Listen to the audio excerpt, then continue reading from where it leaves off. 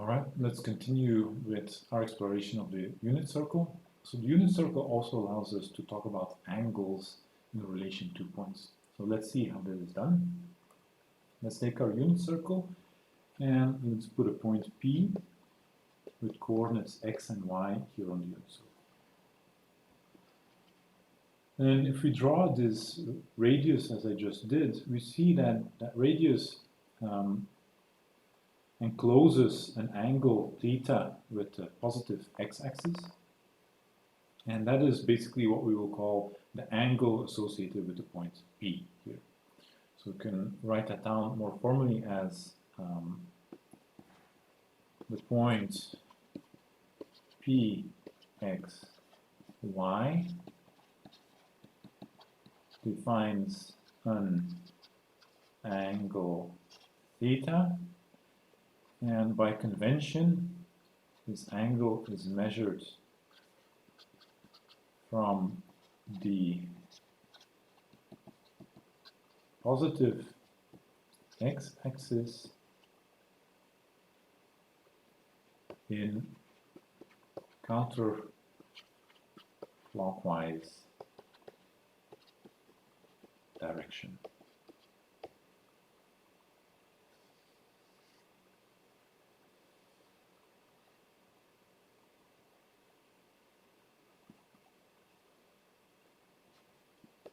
So a little bit about the notation. As you've already seen, we use Greek letters for angles. So we've already seen the letter theta here, but we'll often also see phi, which can be written in one of two different ways. And we also use alpha, beta, gamma, and so on. So alpha, beta, gamma. So now, to make it a bit more quantitative, we can also measure an angle. We can associate a numerical value to it, and we can do it in one of two ways. So angles can be measured in degrees or in radians. And radians may be a new concept to you, but it is a very fundamental one, and it's the one that we'll use mostly in this course. So both in the course and in scientific literature and in scientific parlance, most of the times angles are measured in radians. So this is quite a fundamental concept. So how do we define what radians are? So the value of an angle in radians is, and this is going to be a little bit abstract, but we'll make it more concrete in a second. The length of the arc subtended by the angle. So let's go back to our unit circle. And let's choose a different color.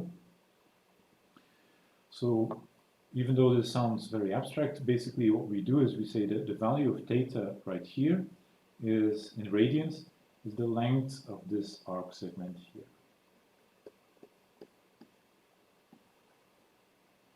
So value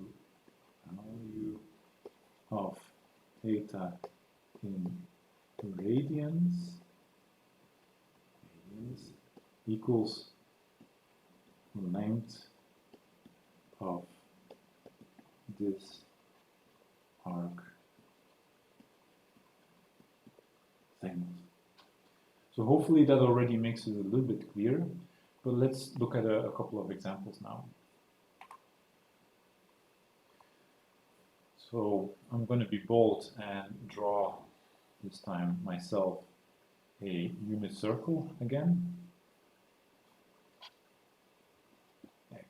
and y axes, and then a big unit circle. No, this is a unit circle, so the radius is 1.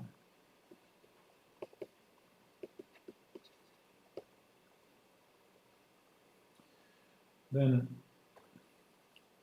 if we take the angle that goes around one time like this, so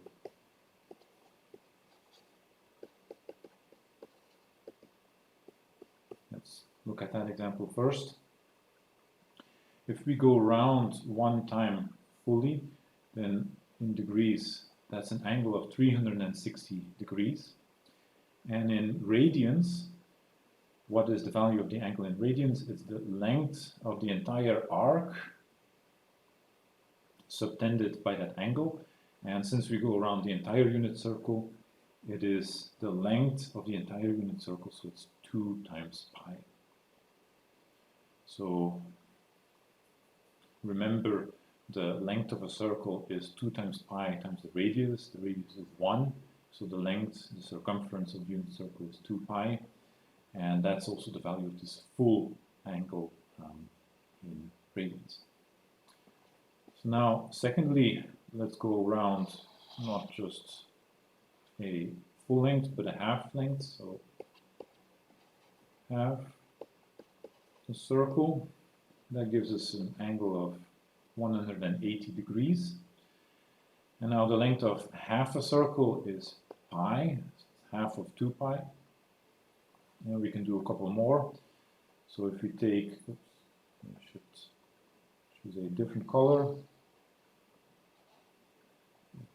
Here we take a quarter of the circle.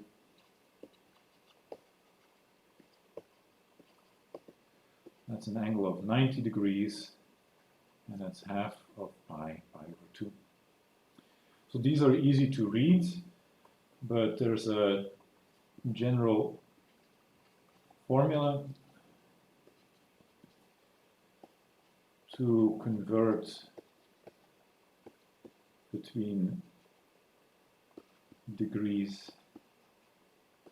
and radians. And we can derive it as follows. So we know from expression 1 that 360 degrees, that's equal to 2 pi. So that we use this thing that we just found. So if we divide both sides by 360, we get that 1 degree is 2 pi over 360, or pi over 180. And so if we have an angle theta in degrees, then we get, so if we have theta degrees, then we get theta times pi divided by 1 over 80 in radians. So you just have to multiply by this factor. So let's do a couple of quick examples. If we have 45 degrees, for instance, then we have pi over 180 times 45 radians, which is, if I can count correctly, pi over 4 radians. And similarly, I'll squeeze it in right here. 30 degrees is equal to 30 times pi over 180, or pi over 6 radians.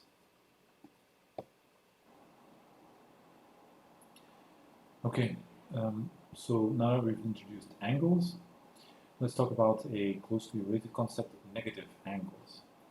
So negative angles are measured from the positive x-axis, just like positive angles, but the difference is that they're measured from in the clockwise direction, like this. If we look at our unit circle, we can just jot down a couple of examples. So if I draw, for instance, this angle right here, that's probably going to be close to negative pi over 3. And if I take the first bisector here, that angle is going to give me negative pi over 4. And this one right here, probably going to be negative pi over 6. So another concept that is useful and important to keep at the back of your mind is that you can always add multiples of 2 pi to an angle and get back the same point. And you can also subtract 2 pi from an angle. So to see a little bit why that is the case, let's again take our unit circle with a point P, x, y. And let's call this the angle theta. And this is exactly how we defined it early on. So you take the angle from the positive x-axis up until the point. But now what I can do, for instance, is I can also go around like this, one full tour, and end at P.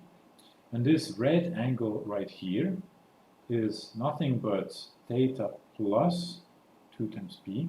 And you see that gives me the same point P. And conversely, what I can also do is I can start at the x-axis here, go in clockwise direction like this, all the way around, and end up here. And this blue angle, which is theta minus 2 pi, once more gives me the same point. So if I write it down a bit more schematically, what we see is that the point P, x, y is determined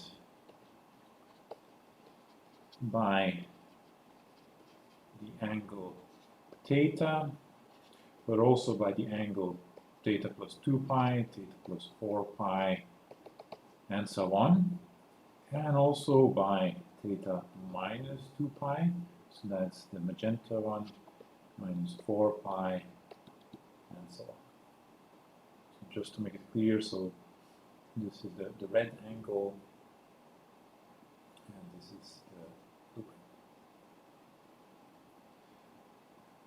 blue. And we can summarize that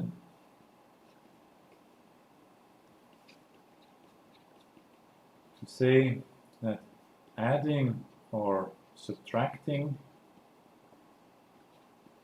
2 pi from the angle gives the same point. A little bit more mathematical notation. So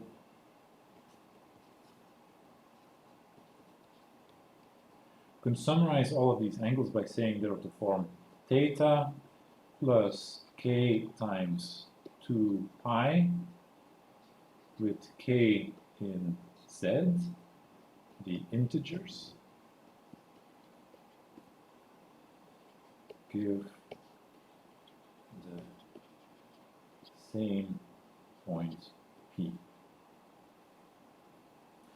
And so now that we have this is a little bit of indeterminacy. So we have one point P, we have potentially many different angles. And in order to do something about that indeterminacy, there's a definition that's useful to keep in mind, the principal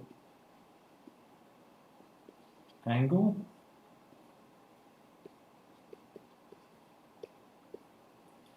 And so the principal angle is the theta that's in between minus pi and plus pi, or if you want to do it in degrees, minus 180 degrees and plus 180 degrees.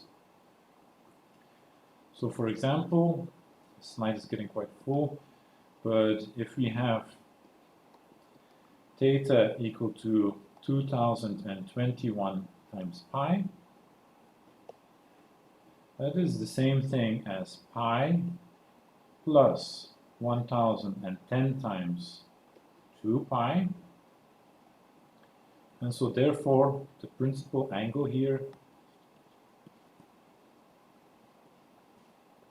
is pi.